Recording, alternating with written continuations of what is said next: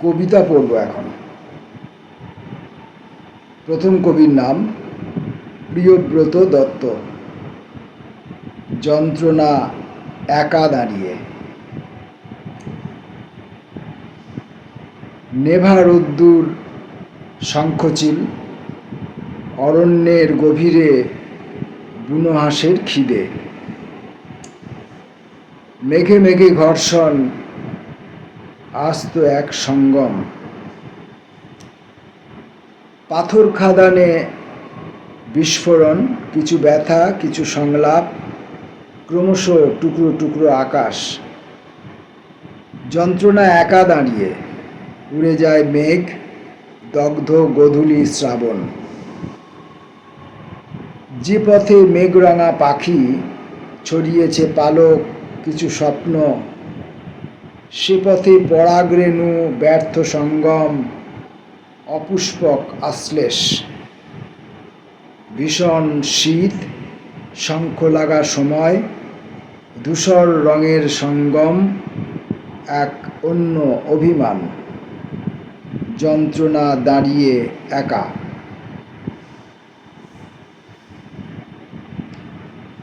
কবি অমর্ত্য বিশ্বাস, বাহার।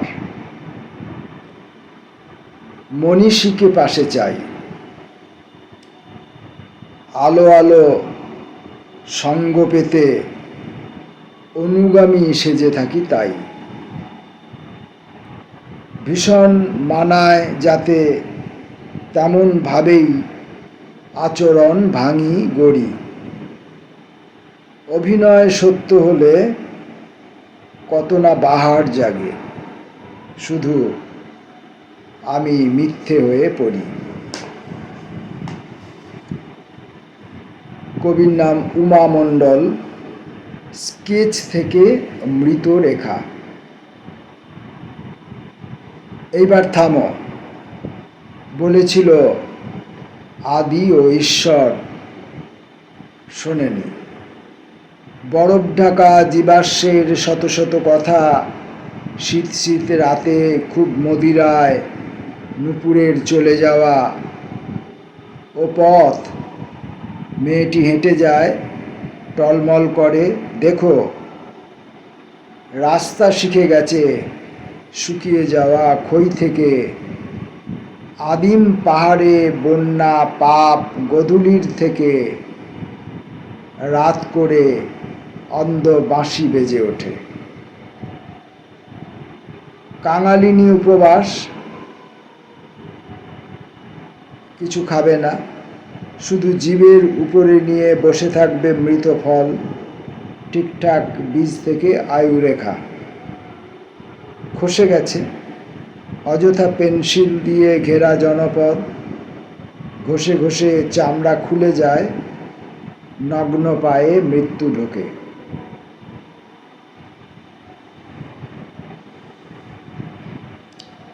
সুরভি চট্টোপাধ্যায়। শেষ না হওয়া রুক্ষ অবগাহন। কতবার শ্রাবণ লিখি গ্রীষ্মের ঘরে, কতবার পাতি আঁজলা, চেয়ে ফেলি মনস্কামনার শুদ্ধ জলটুকু। কতবার পোশাক খোলা, কতবার আবরণে ঢাকা দেহ। থামে না প্রবহমান, থামে না চলন বলন, আর সমস্ত জন্ম বহন করে পরিচিত জনের মতো ফের দেখা। শব্দ ছোড়া ঝড়, লেখার যোগ্য কলঙ্ক রেখা, কলঙ্ক কথা। শব্দ ছোড়া ঝড়, লেখার যোগ্য কলঙ্ক কথা, না শেষ হওয়া রুক্ষ অবগাহন। অরিজিৎ বাগচির কবিতা রামচন্দ্রের চার্জশিট। তারা রাবণকে দোষ দেয় না, সে তো আদিবাসী রাজা। লঙ্কার আগুন তারা রামের হাতে দেখে অশান্তি পায়। তারা বলেন রামচন্দ্র যুদ্ধ চেয়েছিল, অহিংসা শেখেনি। তাকে কারাগারে পাঠানো উচিত, পূজার আসনে নয়।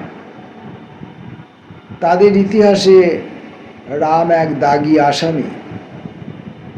সীতাকে বনবাসে পাঠিয়ে সংবিধান লঙ্ঘন করেছে। সীতার অগ্নিপরীক্ষা, নারী বিদ্বেষ। রাবণবধ, জাতিগত নিধন। শূর্পণখার নাক, ফেমিনিস্ট আদালতে কেস চলছে। আর রাবণ সংস্কৃতের স্কলার। তারা রামকে মিথের ফ্রেমে ঝুলিয়ে রেখে ধর্মনিরপেক্ষতার নামে তৈরি করে চলেছে রামচন্দ্রের চার্জশিট। আর এসবের মাঝেই তাজা জেহাদে পূর্ণাঙ্গ রেড কার্পেট বিছানো হচ্ছে শহরের অলিতে গলিতে।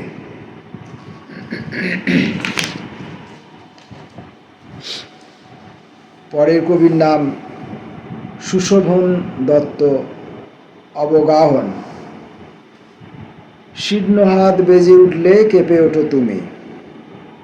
পাঁজরে মেঘ জমে, বাদল আসে। দুকুল ছাপায় নদী, ভয় করে অবগাহনে, তবু সমর্পণে ভাসি। সে এক গ্রামীণ খর নদী, শুদ্ধ স্বরে রুদ্ধ করে রোজ। এইভাবে রাত এলে আমি জ্যোৎস্না হতে শিখি। দিব্যেন্দু বন্দ্যোপাধ্যায়, শিরোনামহীন। এ লেখা তোমার নামে পাঠালাম। এ লেখার কোনো শিরোনাম নেই। জোছনার জলে যে স্মৃতি গিয়েছে ভেসে, তার বুঝি শিরোনাম থাকে? আমাদের অ্যালবামে যত ছবি জমে থাকে, তার ক্ষয় হয় একদিন, কিন্তু বুকের ভিতরে যে ছবিরা থাকে, তার কোনো শিরোনাম নেই। পিন্টু পালের কবিতা প্রেম। অনেকগুলো টুকরোয় ভাগ করা আছে, পাঁচটা অংশে ভাগ করা আছে। অন্ধ হয়ে গেছে দু চোখ, তবুও ভিতরে ভিতরে যেন নদী পারাবার। দূরের সেতু তুমি, সন্ধ্যা হয়ে এলো, উলু দিয়ে ডেকে যায় বিরহী ঝিঝি। ভাঙা বোতামের মতো পড়ে আছি মাটিতে, তোমায় স্পর্শ করব সাঁই। গাছের মতো মানুষও একদিন নির্বাক। যে শোক পুড়ে ছাই, তাকে আর কি পোড়ানো যায়? তুমি প্রেম দিলে, আমি ভিতরে ভিতরে দীর্ঘজীবী হই। আজকের মতো শেষ কবি Atreyi Chakraborty, life on the rocks. ভরা শস্যের বাজারে খবর পাচ্ছি না তোমার। কি করছো আজকাল? চোখ মারা দূরত্বে বুড়ো আতাউর ছুঁড়ে দেয় বিলা দেওয়া হাসি। সে হাসির তল পেতে পোশাক খুলে খাবি খাচ্ছি, ডাইভ দিচ্ছি নিও নর্মালে। গত রাতে বারন্ত 103। ডাকছি ঈশ্বর জলপট্টি দাও, ঈশ্বর থার্মোমিটার কল। কলকাতার জ্বরে পেটেন নিয়ে বসে আছেন সুনীল। আমারও তো ঠোঁট ঘেঁষে ফুটে ওঠা ডিম্বাকৃত প্রবচন। কি হবে এসব জেনে? তুমি বরং লার্জ নাও। বিলিতি আলু ভাজা ছেড়ে গিলে ফেলো আমাদের না হওয়া সংসারের তাবর দুঃখ সব। জীবন জুয়ারি এক, আমি তার হাই ক্লাস স্ট্রিপার রমণী। ওহ কাম অন জানে মন, কাম কাম, ক্রোধ ও নিপুণ কলা, শরীরে সেঁকে নেওয়া স্পটলাইট মনিকা বেলুচ্চি। অনেক সম্ভবত এরা প্রত্যেকেই নবীন নতুন কবি, তরুণ কবি, কিশোর কবি, কিশোর কিশোরী, তরুণ তরুণী। এদের কবিতা আমি আগে আর কখনো পড়িনি। কবিতার মধ্যে এদের আগামী দিনের স্বর কেমন হবে সেই স্বরের অনুসন্ধান করছিলাম।